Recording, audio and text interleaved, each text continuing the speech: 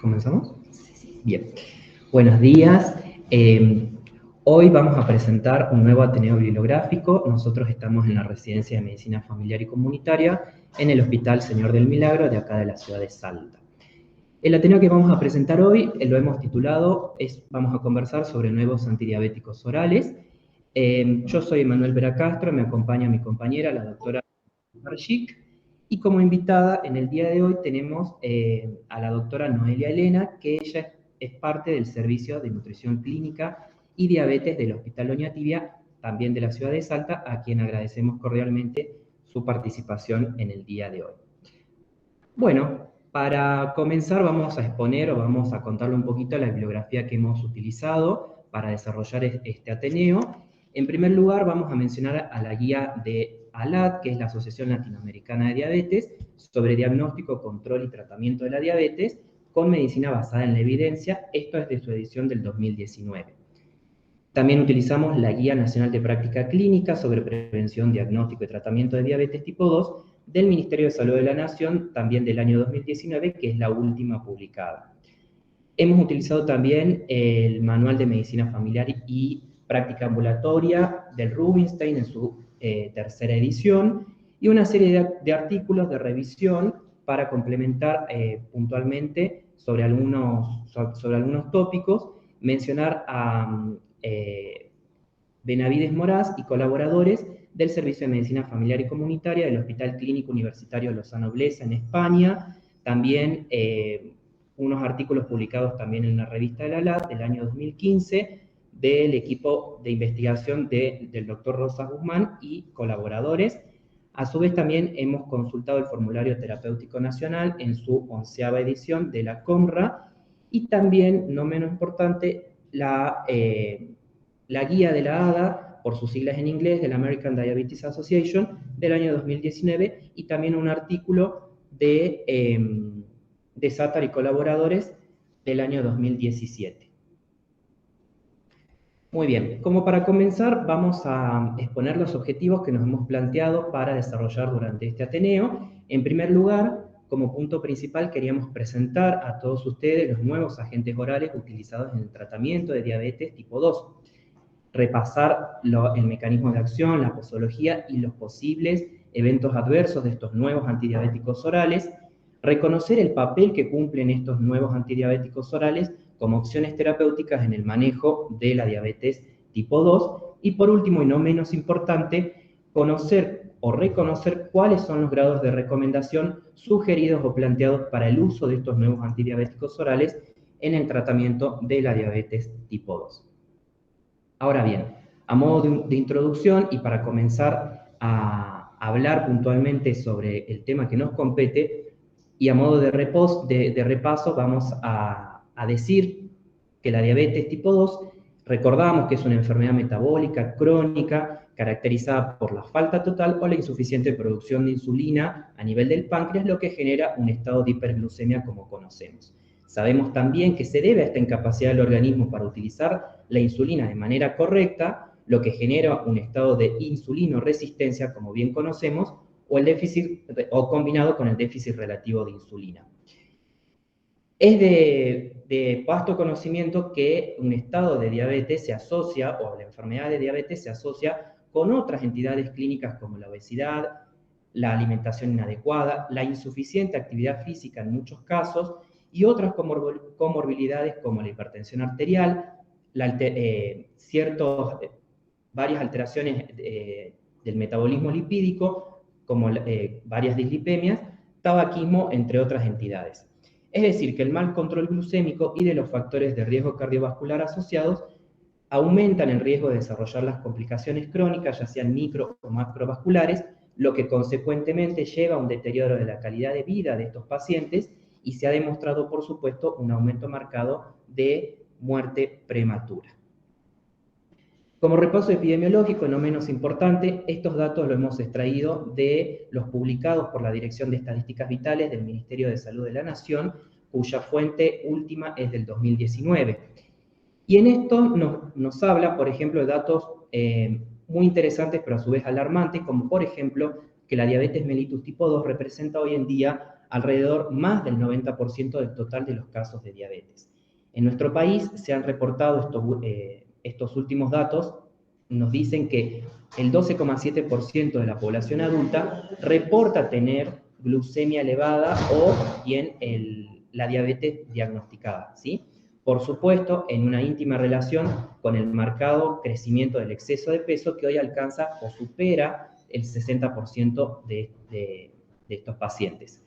Por año, el Ministerio de Salud reporta que más de 9.000 pacientes, se han registrado más de 9.000 muertes a causa de diabetes, 27% de las cuales ocurrieron antes de los 65 años. Hablando puntualmente del tratamiento de diabetes tipo 2, es importante recordar acá que va a exigir un enfoque múltiple que va a tener como pilares fundamentales, por supuesto, el tratamiento y la prevención de la hiperglucemia, con la consecuente reducción del riesgo cardiovascular y las complicaciones crónicas, como decíamos, ya sean macro o microvasculares. Este tratamiento específico de la diabetes incluye muchas y varias intervenciones que tienden donde tenemos que considerar fundamentalmente favorecer un estilo de vida saludable, incluye también la educación diabetológica para el automanejo, la utilización de fármacos específicos, fármacos antidiabéticos, y por supuesto el abordaje de los factores de riesgo y las comorbilidades asociadas. Es decir, que estas múltiples circunstancias en estos pacientes con diabetes tipo 2 van a requerir que los objetivos terapéuticos y los tratamientos sean individualizados.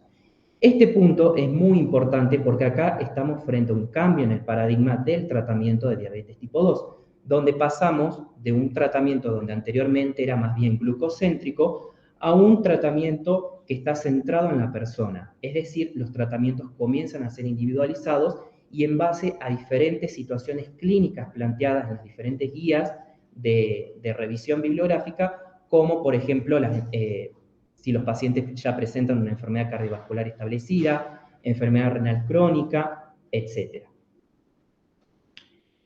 La Guía Nacional de Práctica Clínica sobre el Tratamiento, Diagnóstico y Tratamiento de Diabetes del Ministerio de Salud plantea que deberíamos seguir una secuencia del tratamiento farmacológico, hablando puntualmente de la farmacoterapéutica, que tiene que ver con diferentes circunstancias por las que tenemos que ir transitando. El tratamiento inicial, que es al que nos vamos a abocar a desarrollar en el presente Ateneo, es el que compete a la mayoría de las personas que ya han sido diagnosticadas con diabetes tipo 2, ¿sí? Por supuesto que acá se incluye el primer eslabón, que todos lo conocemos, que es comenzar con dieta, cambiar los hábitos saludables, dieta y ejercicio.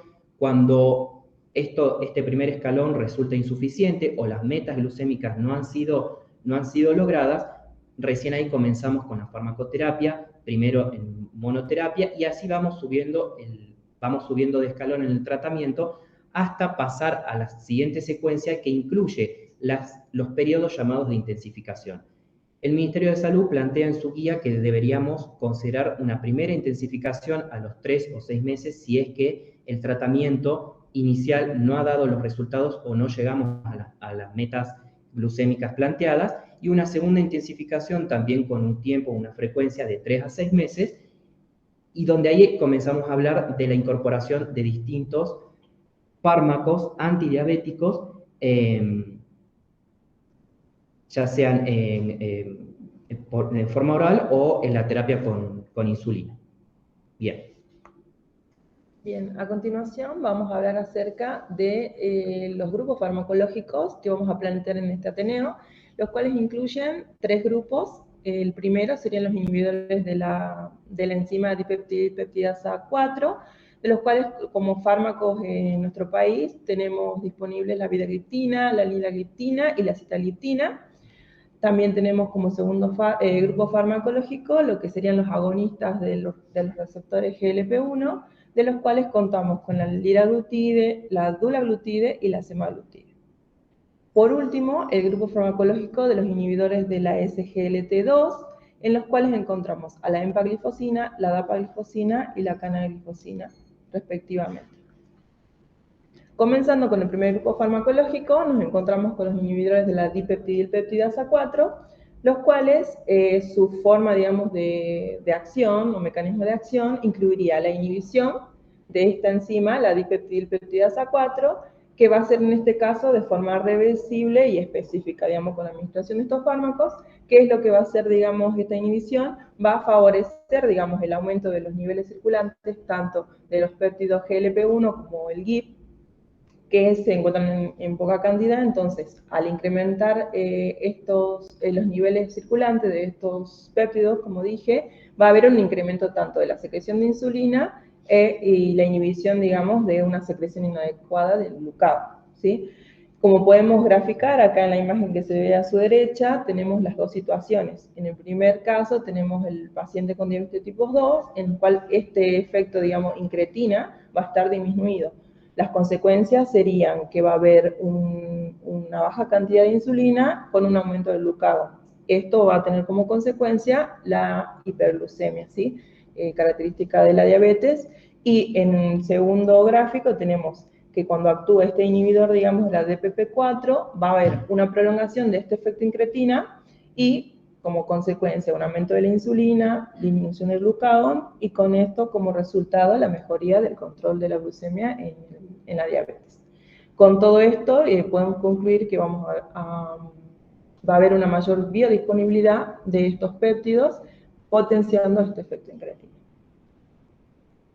Bueno, a continuación vamos a nombrar lo que son las recomendaciones de la guía ALAD, digamos, en las cuales vamos a hablar puntualmente de los inhibidores de la DPP4, en los cuales nos dice que combinando, digamos, a la metformina, que suele ser el primer, digamos, fármaco utilizado, con cualquiera de los antidiabéticos, puede ser igualmente efectivo para disminuir, digamos, los niveles de la hemoglobina glicosilada en los pacientes con diabetes.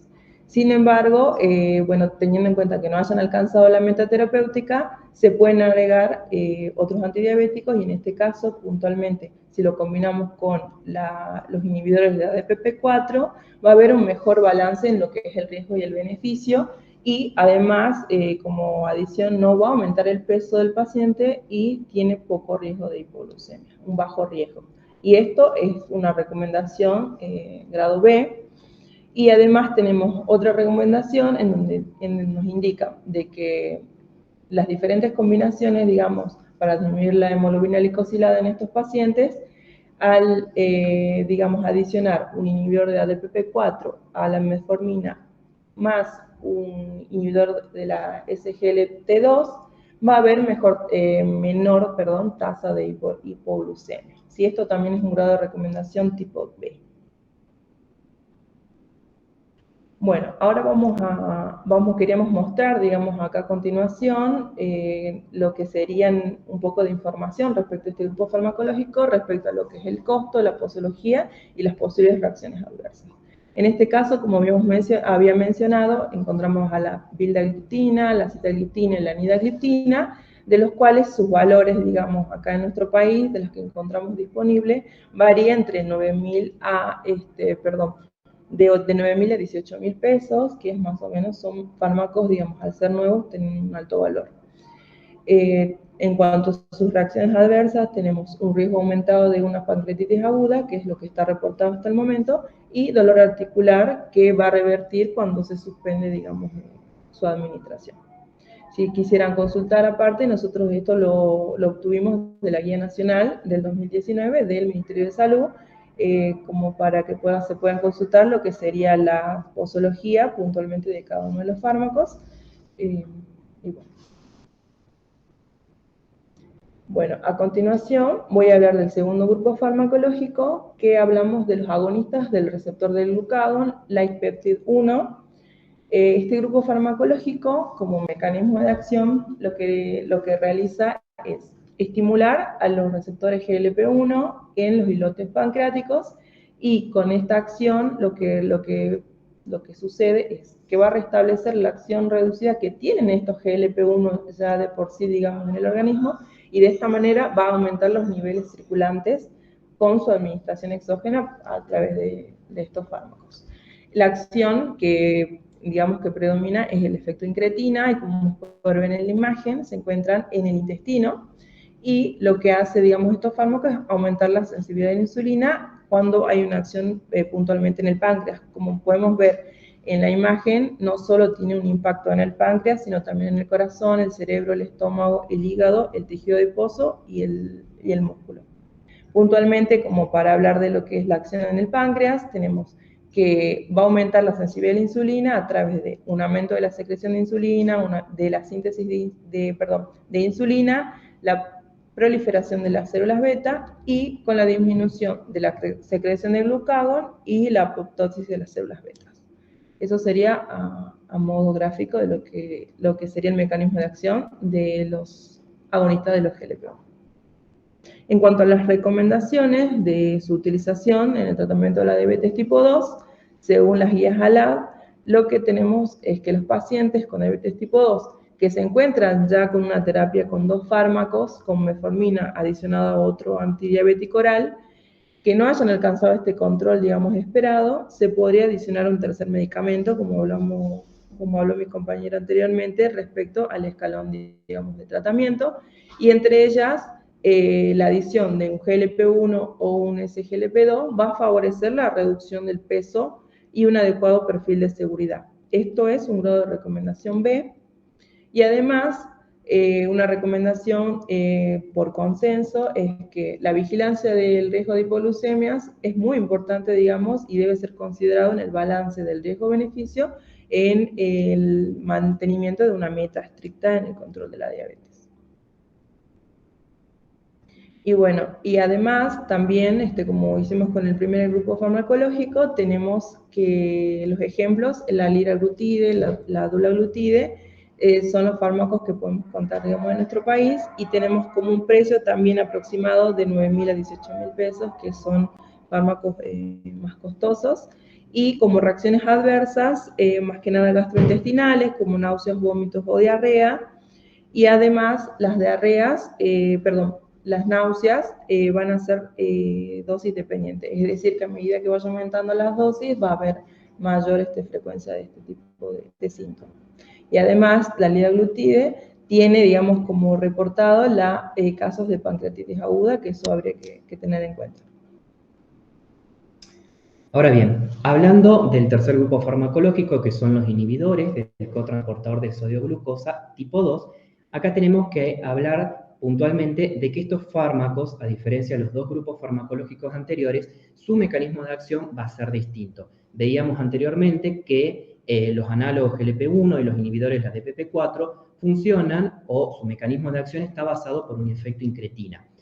Estos inhibidores SGLT2, en realidad su mecanismo de acción es insulino dependiente, lo cual es muy importante para tener en cuenta para el abordaje de estos pacientes con diabetes tipo 2, para poder abordarlo de otra forma que resulta aún novedoso. Cuando hablamos de estos inhibidores tenemos que recordar a nivel del riñón, en la nefrona, que en el túbulo proximal tenemos dos cotransportadores de sodio-glucosa, el tipo 1 y el tipo 2. El tipo 2, que es el que nos compete el estudio hoy en día, está encargado de la reabsorción de aproximadamente el 90% de la glucosa filtrada a través de la nefrona. El tipo 1 reabsorbe alrededor del 10%. Cuando inhibimos este cotransportador, por supuesto que vamos a favorecer la excreción de la glucosa por vía renal.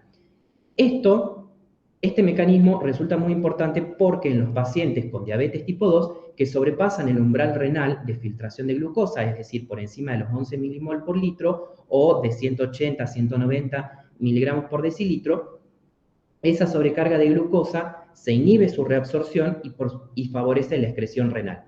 Con la excreción renal se produce una diuresis osmótica con la glucosuria, que esto también como consecuencia secundaria está descrita la depresión de volumen y el descenso de la tensión arterial. Esta disminución de la glucemia, que reduce el estado de glucotoxicidad, se ha visto también que favorece la estimulación de las células beta pancreáticas, lo cual resulta, por supuesto, beneficioso a todo nivel. Si vemos en la imagen que tenemos planteada acá a mi derecha, vamos a poder ver esquemáticamente cómo es el funcionamiento de este grupo farmacológico.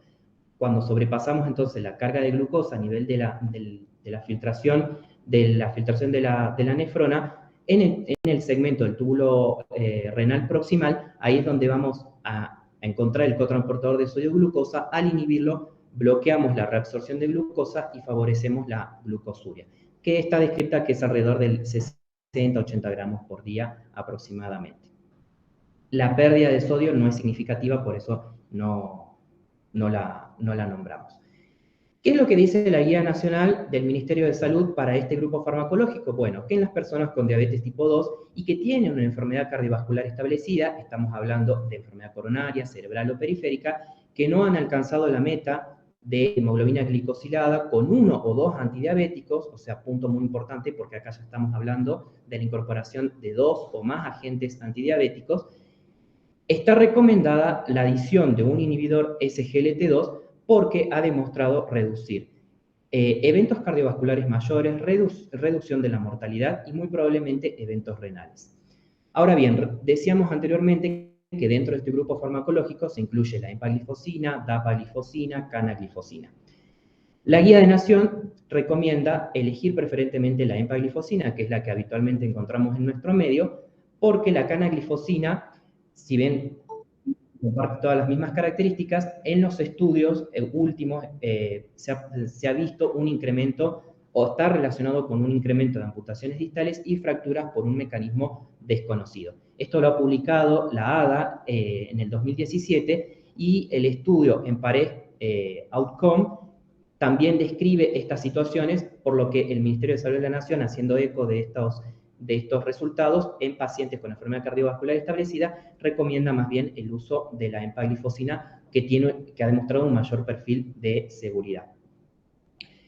Por eso, puntualmente, para enfatizar sobre este fármaco, vamos a decir que es bien tolerado por los pacientes. En los casos de insuficiencia hepática leve o moderada, no requieren mayores ajustes de dosis. Se ha descrito una reducción de peso por pérdida de calorías.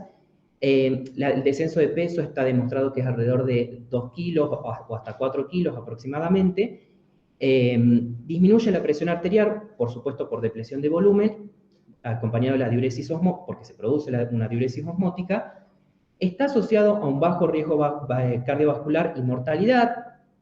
Por ejemplo, en el estudio EMPARES de Outcome se habla de una reducción aproximadamente del 35% del ingreso u hospitalizaciones por insuficiencia cardíaca. Y a su vez, sí está establecido la baja incidencia de hipoglucemias. Entonces, hablando puntualmente sobre las recomendaciones para el uso o la incorporación de los inhibidores SGLT2, la ADA, de su guía del 2019, la última, recomienda lo siguiente: que en pacientes con diabetes tipo 2, en tratamiento con una terapia dual con metformina y otro antidiabético oral, que no hayan alcanzado metas de control, se recomienda adicionar un tercer medicamento. En este caso, hablamos de que puede ser un SGLT2 o bien un GLP-1, que favorece la reducción de peso con un adecuado perfil de seguridad, y esto es una recomendación de tipo B.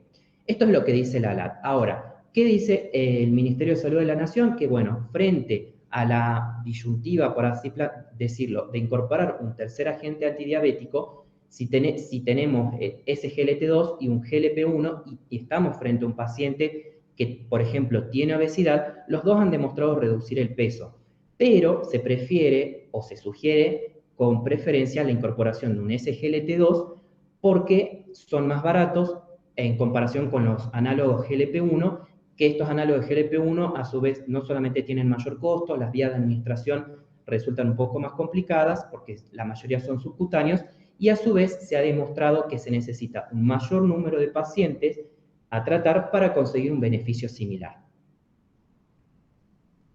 Hablando un poco de costos y posología y eventos adversos, dentro de este grupo farmacológico que ya lo hemos mencionado, la empaglifosina, dapaglifosina y canaglifosina, son fármacos que medianamente costosos, en el mercado se los consigue por un precio aproximado entre 2.000, 4.000 a 5.000 pesos hoy en día.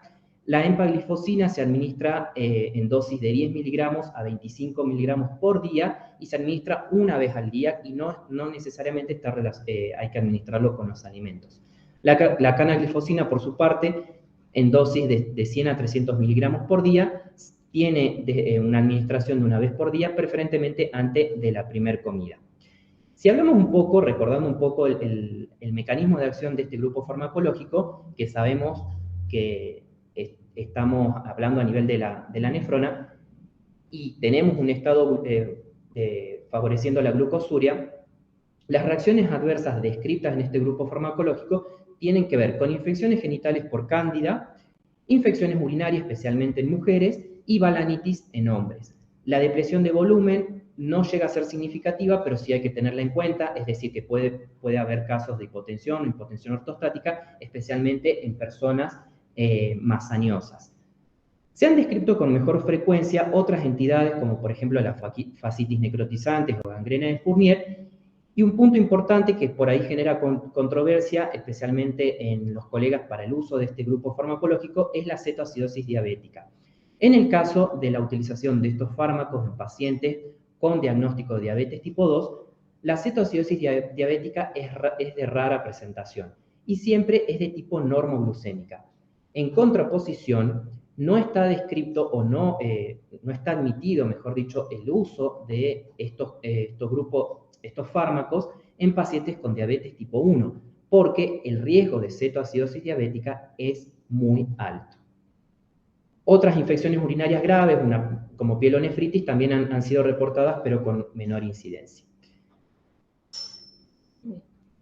A continuación vamos a hablar resumidamente, digamos, de estos tres grupos farmacológicos, puntualizando algunas características, comenzando con los inhibidores de la dipeptidilpeptidasa, en los cuales habíamos mencionado la vidagliptina, sitagliptina y la linagliptina, cuyo mecanismo de acción entonces era aumentar la secreción de insulina dependiendo del nivel de glucosa. Digamos, a modo de resumen, ¿esto qué es lo que puede conllevar a una disminución aproximada del 0,69% en la hemoglobina glicosilada?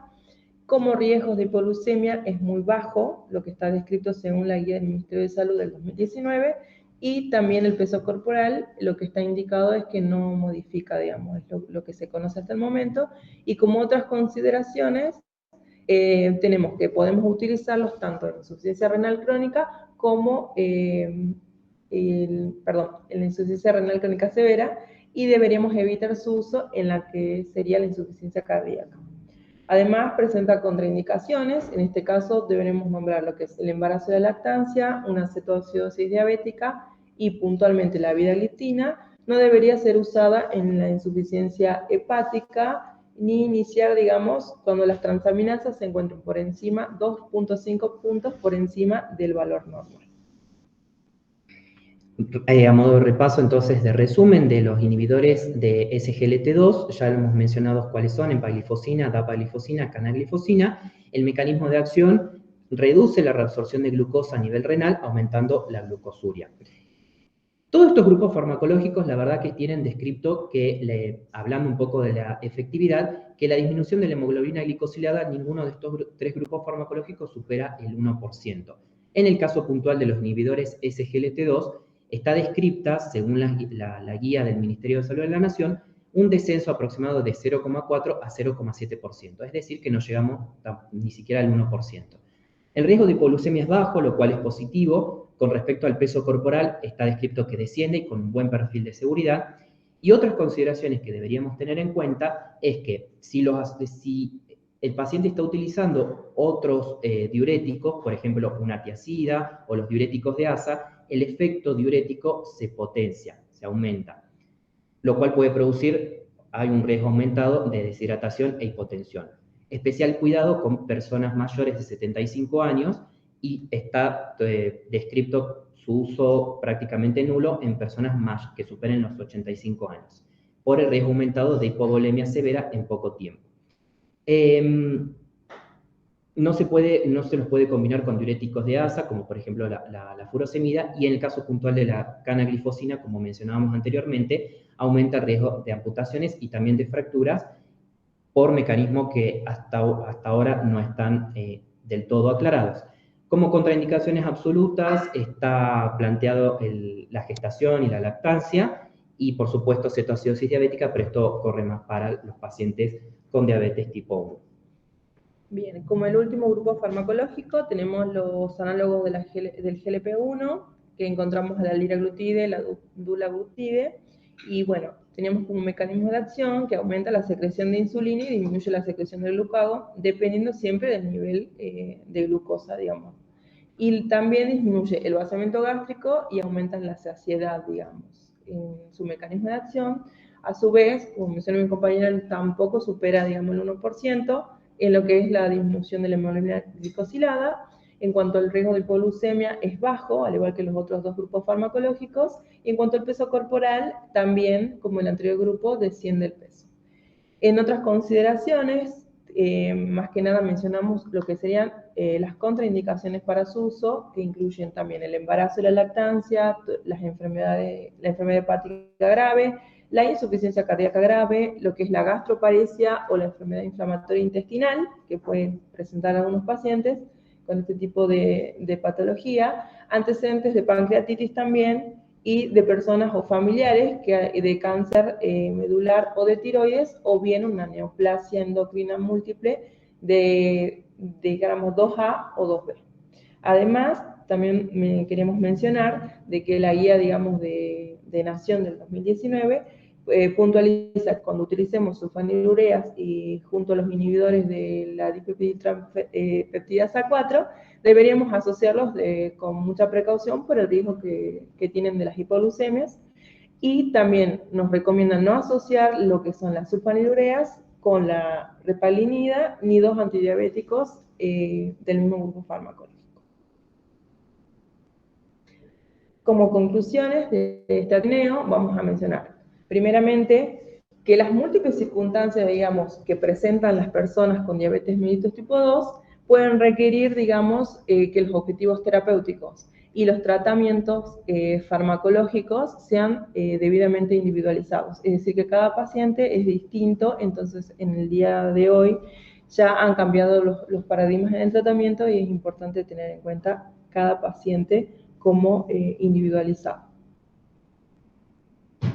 Además, también, según las nuevas guías que tenemos del Ministerio de Salud, de la ALAD y la ADA, plantean que se cambió este enfoque terapéutico según también la presentación de los pacientes de comorbilidades como, por ejemplo, riesgo cardiovascular, eventos cardiovasculares, enfermedad cardiovascular establecida, o bien otras situaciones clínicas como pueden ser el sobrepeso, la obesidad, hipoglucemias, y también tener en cuenta que no es menos importante los costos, digamos, del tratamiento.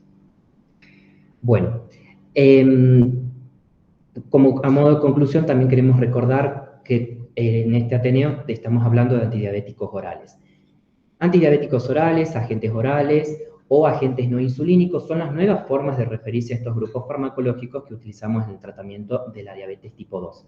Esto es una forma novedosa, ya no lo llamamos hipoglucemiantes, y se prefiere estas formas que son un poco más correctas de llamarlos y más abarcativas.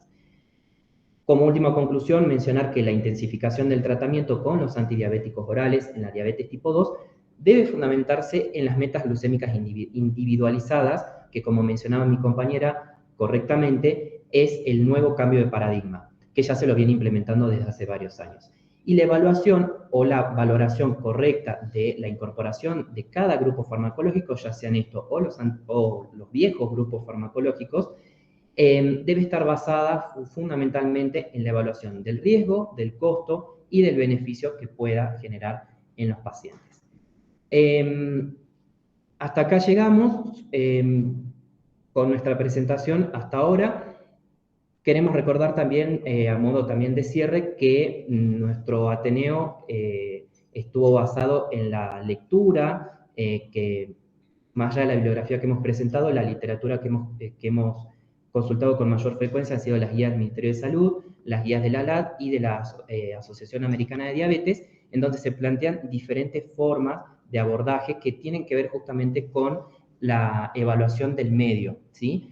Quizás hacemos hincapié en la guía nacional porque es la que nos brinda una hoja de ruta para el tratamiento de estos pacientes.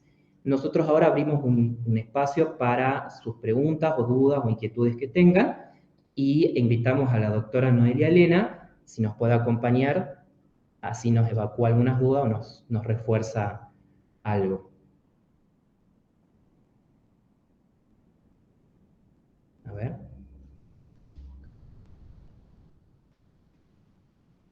No sé si lo tenemos.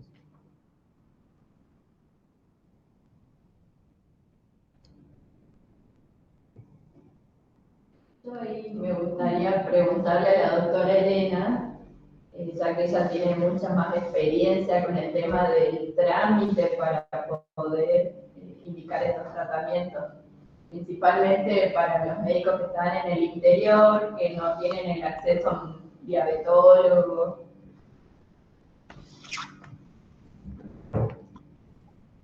Hola, buen día. Bueno, con respecto al trámite administrativo, el programa de diabetes de la provincia en este último tiempo ha ido incorporando, por ejemplo, los inhibidores de los SGLT2, pero si nos vamos a ver, por ejemplo, las guías de la Asociación Americana de Diabetes, hay un algoritmo donde te indica precisamente cuáles son los pacientes candidatos para este tipo de fármacos, ¿sí? Sobre todo aquellos pacientes que tienen alguna enfermedad cardiovascular establecida, por ejemplo, una insuficiencia cardíaca, una fracción de eyección disminuida, o que haya tenido antecedentes de infarto, isquemia. Por supuesto, esto claramente comprobable, digamos, que tenga estudios y el aval de un cardiólogo, podemos solicitar la prescripción de este medicamento, ¿no? Ahora estamos trabajando también en aquellos pacientes que tienen factores de riesgo a nivel renal o que tienen una enfermedad renal, ya sea con proteinuria, con falla renal, también según las guías serían candidatos para este tipo de fármaco. Básicamente, el programa de diabetes, ¿cómo nos manejamos acá desde el hospital? Son pacientes que hemos intentado su tratamiento con lo habitual, metformina, si es que se puede, insulina. Estudiamos, por supuesto, toda la parte cardiovascular y si tiene alguna de estas cosas que hemos mencionado, hacemos la solicitud del programa, esto va a auditoría y los aceptan o no, dependiendo, ¿sí? de toda la historia clínica del paciente. Pero eso básicamente es el circuito administrativo que se hace. Hay que llenar un formulario, si el paciente ya viene con una determinada cantidad de medicamentos, la hojita de cambio de tratamiento, se llena eso con todo lo que les había mencionado, los estudios cardiológicos, laboratorio, historia clínica, donde se hace una buena justificación de por qué este paciente es candidato a este fármaco y se lo solicita. Son fármacos caros, esa es la realidad. Si ustedes buscan en el Google o en Kairos, por ejemplo, que es una página donde te muestran los precios actualizados, un inhibidor de los SGLT2 más o menos ronda los 20, 25 mil pesos mensuales. Entonces, por eso claramente tiene que estar bien justificado. Lo mismo pasa con los GLP-1, si bien actualmente no tenemos ese fármaco en el programa, son fármacos que son caros, que rondan alrededor de los 40, 45 mil pesos. No sé si contesté la pregunta. Sí, eso es algo que notábamos justamente, Doc, buen día. Eso es algo que notábamos justamente cuando analizábamos los diferentes algoritmos que planteaban las guías. Puntualmente en la guía de la ADA se los propone casi como de primera opción, obviamente evaluando los diferentes grupos de pacientes, los que tienen enfermedad cardiovascular establecida, enfermedad renal crónica u otras condiciones clínicas, que prácticamente se los posiciona como de primera línea. La diferencia está que en las guías de la guía nacional prácticamente se recomienda que su uso sea cuidadoso y siempre considerando justamente lo que mencionaba usted, el tema del costo. Creo que en nuestro medio se pregona más la utilización de los llamados viejos antidiabéticos orales, comenzando con la metformina, incorporando los otros, que son de fácil acceso y de que disponemos en nuestro medio y que su costo no es tan elevado como estos nuevos grupos farmacológicos, ¿verdad? Claro, si ustedes, por ejemplo, van a las guías, a las ADA, que ya están las nuevas ADA 2023, que ya están, Sí, son sabemos de que salió la libre última. acceso, sí, Lo bueno que te muestran estas guías es todos los estudios que se han hecho con respecto alrededor de estos fármacos. Y cada vez estos fármacos cobran más importancia por todos los beneficios que tienen. Disminuyen la mortalidad, disminuyen la internación, bueno, un montón de efectos beneficiosos que los hacen ponerlos en primera línea en algunas guías. La realidad nuestra, la realidad de la Argentina en general, no solamente a nivel Salta, es el costo de estos fármacos. Si bien son excelentes, andan muy bien, no solamente por su beneficio cardiovascular y renal, sino que a nivel glucémico bajan un montón, los niveles de glucemia mejoran un montón esto, el tema es su costo. Entonces, por eso es que se lo está incorporando de a poco en el programa, pero bueno, con una buena justificación para saber elegir bien el paciente que sea adecuadamente el candidato ideal, por decirlo de alguna manera, para recibir estos fármacos. Bien, entonces, ¿es correcto pensar que la incorporación de estos nuevos antidiabéticos tiene que ver un poco con el buen perfil de seguridad que ofrecen en el plano de lo cardiovascular, por ejemplo, como demuestran los últimos estudios? Que se los Claro, por incorpora, supuesto, digo, son estudios. sí, Sí, decime. bien. Doc, yo le quería hacer una pregunta puntual, no sé si alguien más quiere consultarle a la doctora, pero que nos cuente un poco cuál es la experiencia que tienen ustedes en el servicio de diabetes con la utilización de estos antidiabéticos, la frecuencia con la que lo utilizan, qué han podido ver ustedes en los pacientes en los que los utilizan, y si ustedes en su equipo han reportado alguna reacción adversa de las que no estén descriptas puntualmente, de las que se conocen, porque sabemos que son fármacos que todavía se los incorporan en estudios clínicos y que se siguen buscando reacciones adversas. Y mira, este tipo de fármaco, sobre todo los SGLT2, en el hospital lo estamos utilizando hace poquito tiempo, porque el programa de diabetes hace muy poquito tiempo lo empezó a incorporar y a habilitarlo. Y la verdad que vemos buenos resultados porque, como te digo, no solamente tiene beneficios a nivel cardiovasculares y renales, sino en el metabolismo glucémico, ha mejorado un montón. Y al tener pocos pacientes, también tenemos pocos reportes de efectos adversos desde nuestra institución. Bien. Pero sí, a la hora de elegir un fármaco, hablo a modo general, no solamente en estos puntualmente, si bien nosotros tenemos guías y tratamos de llevarnos de estas guías, pero ponemos en la balanza un montón de cosas, ¿no es cierto? Desde su costo, su beneficio. En el último cuadrito que pusieron ustedes ahí en el resumen, pusieron cuánto desciende la glicosilada, las contraindicaciones, el medio social en el que está el paciente, el nivel cognitivo que tiene el paciente, su entorno, porque de repente yo solicito un fármaco que es súper caro, y el paciente no me entiende, es analfabeto, tiene cero contexto social, o se puede olvidar de tomar la medicación. Entonces uno tiene que poner en la balanza todo eso a la hora de prescribir este o cualquier fármaco, ¿sí? Lo mismo pasa con la insulina, si el paciente no ve, que también tenemos pacientes con amaurosis secundario a diabetes mal controlada, ¿entendés? Le indicamos insulina, tratamos de simplificar el tratamiento según las patologías que tenga este paciente, ¿no? Pacientes hipoacústicos o que no ve, entonces de repente le doy una caterva de medicamentos o un tratamiento súper complejo que no lo va a poder llevar a cabo, entonces también evalúo todas esas situaciones. Veo qué contexto social tiene este paciente, como para que ver si tiene contención o quién lo ayude con su tratamiento. Capaz que yo tengo un fármaco que es excelente, que anda buenísimo, que anda muy bien, pero quizás no lo va a poder llevar adelante el tratamiento, entonces no tiene sentido. Y también, como les decía, evaluar cuánto baja la glicosilada, sobre todo cuando hablamos de los DPP-4, que andan muy bien, estos fármacos tienen poco riesgo de hipoglucemia, efecto neutro sobre el peso. Generalmente es un fármaco que acompaña a otros tratamientos, ya sea con metformina o con insulina, pueden andar muy bien, pero también tengo que ver desde dónde viene el paciente y hacia dónde lo quiero llevar. Tal cual.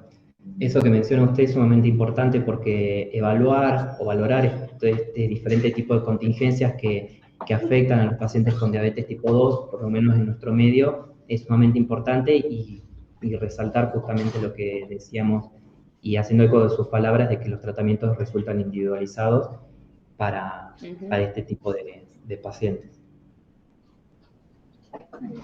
Así es.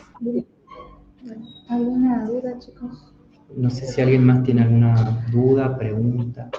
Doctora, ¿y las obras sociales qué tipo de cobertura tienen? ¿Tenés idea? Hola. Hola, mira, yo en lo personal solamente trabajo con la obra social de la provincia. Las obras sociales te lo cubren, pero viste que hay un trámite que va por vía de excepción, donde hay que llenar una serie de papeleos.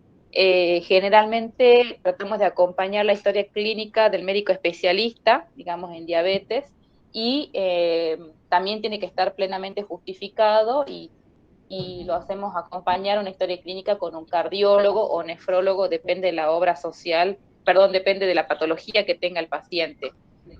Si lo cubren, nada más que, bueno, esto puede llegar a demorar un poquito, porque como va por vía de excepción, tiene sus tiempos burocráticos la obra social.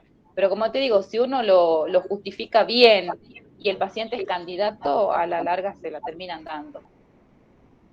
Bien, perfecto. Bien.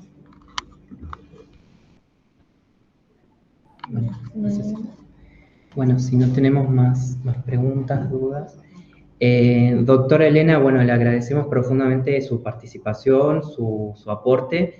La verdad que para nosotros recibir aportes o la participación de ustedes, que son los especialistas, nos viene estupendo. Nosotros, bueno, nos desempeñamos principalmente en primer nivel de atención y por eso nuestros ateneos están dirigidos justamente a los médicos de atención primaria de la salud, que ya sea que se desempeñen acá en la ciudad de Salta o en el interior, y tener un conocimiento claro y certero de estos temas que manejamos. Así que, de nuevo, muchas gracias y... Muy agradecida, doctora, que nos pueda acompañar en el día de hoy y bueno, gracias por los aportes y bueno, por habernos acompañado en el día de hoy. Esto es un tema que por supuesto es bueno, muy... de nada. Sabemos que es un tema súper amplio, así que esto es un puntapié inicial como para otro próximo encuentro y puntualizar o desglosar más detalladamente muchos otros aspectos que nos plantea la terapéutica de los pacientes con diabetes tipo 2, ¿no? Así que ya estaremos... Bueno, muchas gracias por la invitación, muy linda la clase. Sí, estamos a disposición para cualquier duda que tengan y que podamos ayudarlos. Así que bueno, los felicito, chicos, por las clases. Gracias, doctora. Un placer. ¿Cierro? Adiós.